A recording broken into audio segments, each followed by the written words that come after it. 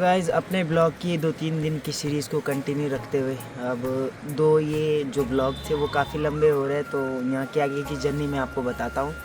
यहाँ से जो हम एक जगह है, बहुत ही ज़्यादा खूबसूरत जगह है, वहाँ पर शिव जी का मंदिर है जहाँ का नाम है लाखा मंडल। आपने सुना ही होगा।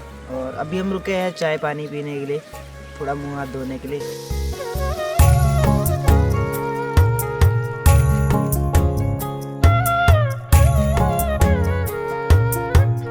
शक्ल पे ध्यान मत देना क्योंकि 2-3 दिन की कैंपिंग में सारी शक्ल ख़राब हो चुकी है।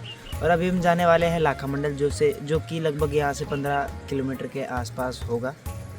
और फिलहाल अभी चाय पीते हैं, फिर आपको यहाँ से लाखा मंडल की तरफ ले जाएंगे और बने रहना ब्लॉग पे अंत तक।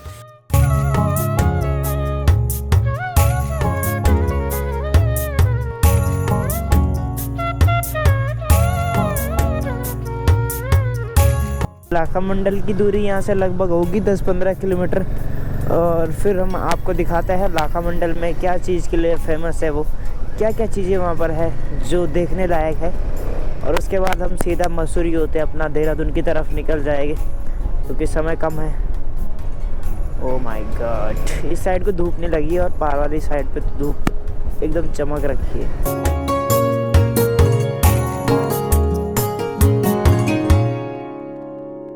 हमें यहाँ से नदी क्रॉस करके पार को जाना पड़ेगा।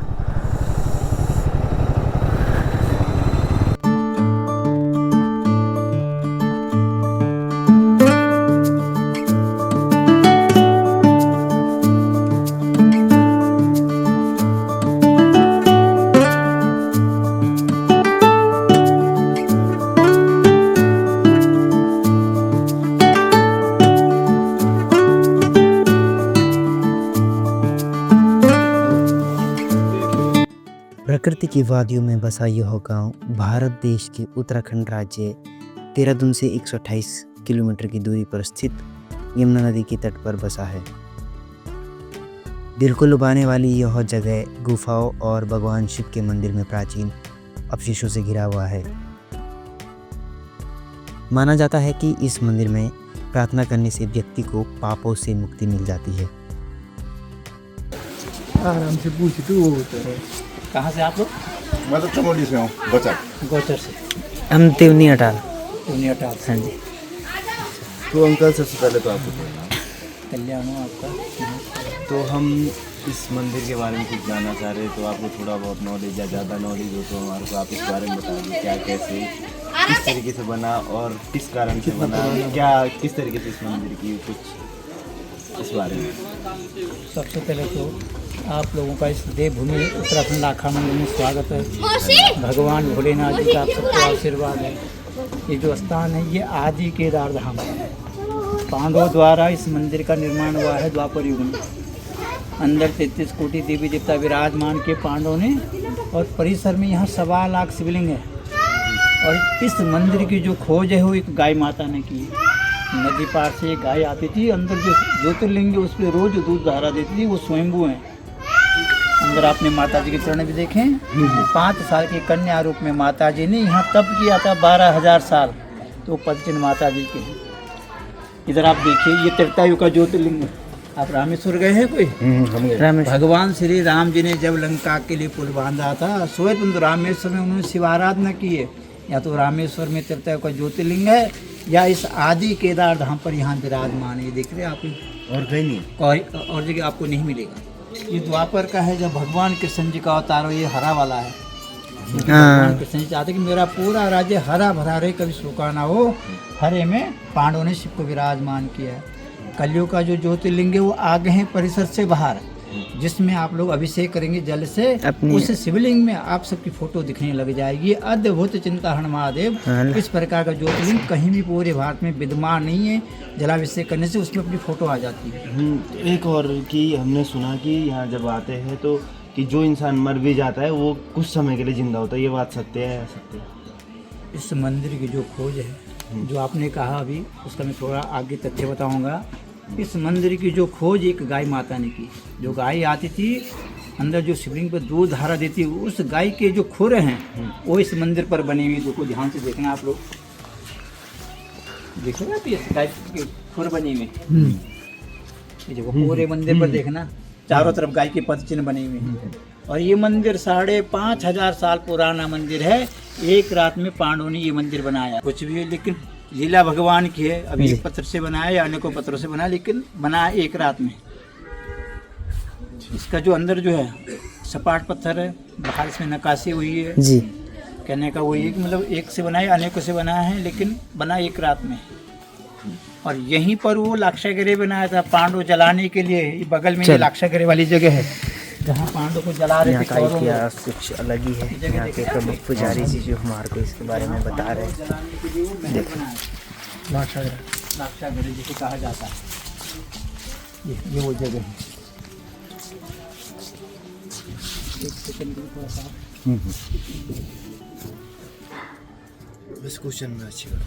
कुछ जहाँ पांडव को जलाया था कौरवों ने, जलाने का प्रयास किया पर जल नहीं पाए हुआ है। जल नहीं पाए।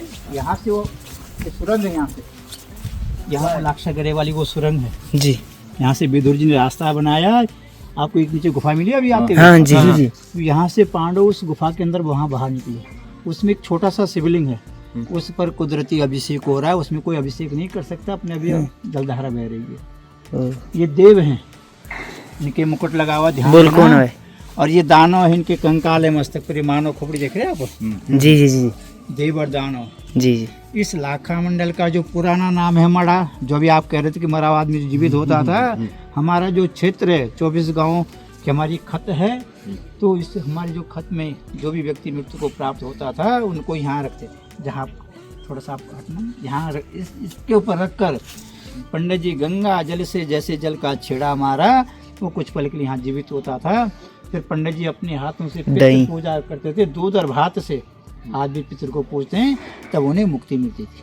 तो जैसे आपके समय में भी होता था वो खड़ा, कितनी साल पुराना? ये 100 साल पुरानी बात है, ज़्यादा दूर नहीं। 100 साल कोई ज़्यादा दूर नहीं है, एक पीढ़ी।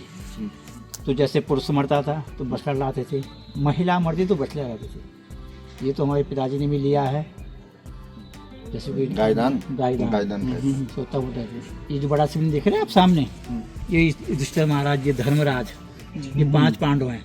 बीच में ये धर्मराज हैं, बड़े भाई हैं। 4 अस्त्र में अर्जुन भीम सहदेव, 5 भाई हैं। जब पांडवों ने ये मंदिर बनाया एक रात में इस मंदिर को भी बना रहे थे। रात खुल गई, ये मंदिर अधूरा रह गया।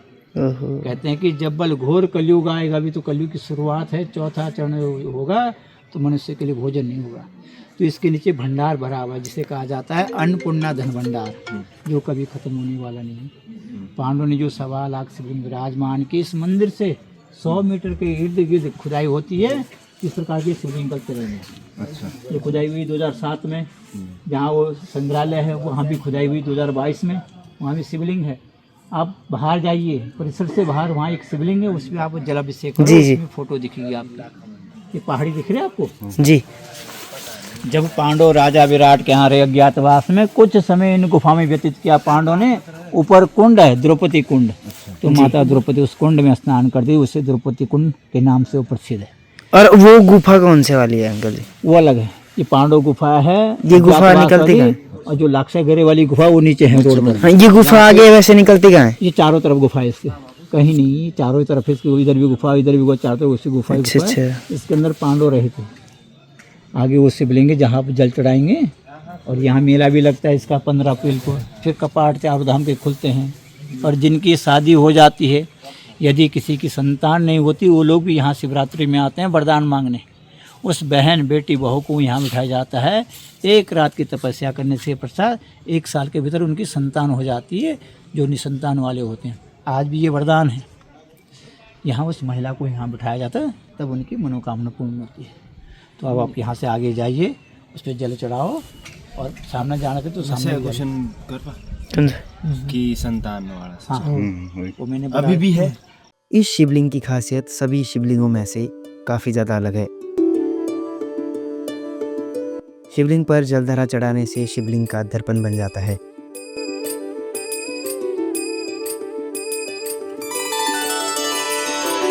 शिवलिंग पर आपका चेहरा नज़र आने लगता है, और यह बात वास्तव में मेरे लिए काफ़ी ज़्यादा अनोखी थी। जीवनासर्थ साकार। लाखामंडल का इतिहास कहीं ना कहीं महाभारत के इतिहास से जुड़ता नजर आता है।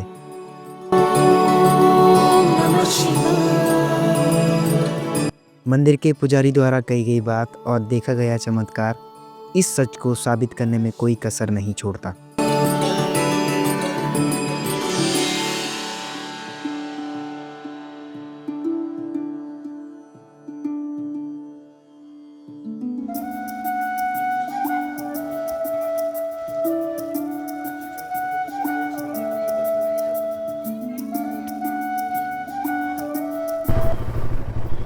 तो गाइज़ अभी आपने देखा होगा लाखामंडल, जो कि यहाँ के प्रमुख पुजारी की मदद से हमने यहाँ के बारे में बहुत कुछ चीज़ें सुनी और जानी, सीखने को मिली। वापस जाते जाते हम एक और गुफा में जाने वाले हैं, पांडव गुफा की जो बात की जाती है, आते हुए मैंने आपको दिखाई थी रास्ते में। अभी वहीं जाएंगे उस गुफा के अंदर, उसके बाद फिर सीधा अपना देहरादून की तरफ जल्दी निकल जाएंगे। ये प्राचीन पांडव गुफा।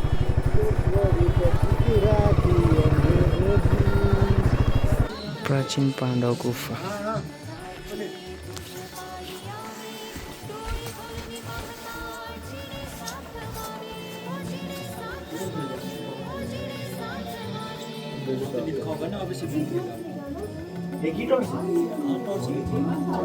आराम से विदुर ਨੂੰ ਪਤਾ ਸੀਗਾ ਨਾ, ਉਹਨੇ ਇਹਨਾਂ ਦੀ ਹੈਲਪ ਕਰਨੀ ਸੀ, ਜਿਹਨੇ ਜਿਹੜਾ ਉਹਨਾਂ ਨੇ ਦੇਖਿਆ ਸੀ गाइस ये गुफा है, कितनी गहरी गुफा है। आगे भूत की आवाज आ रही थी गाइस। तू बताओ मैं कौन बोले केडी हल्का सेड है तो बोल केडी। ओ भाई साहब,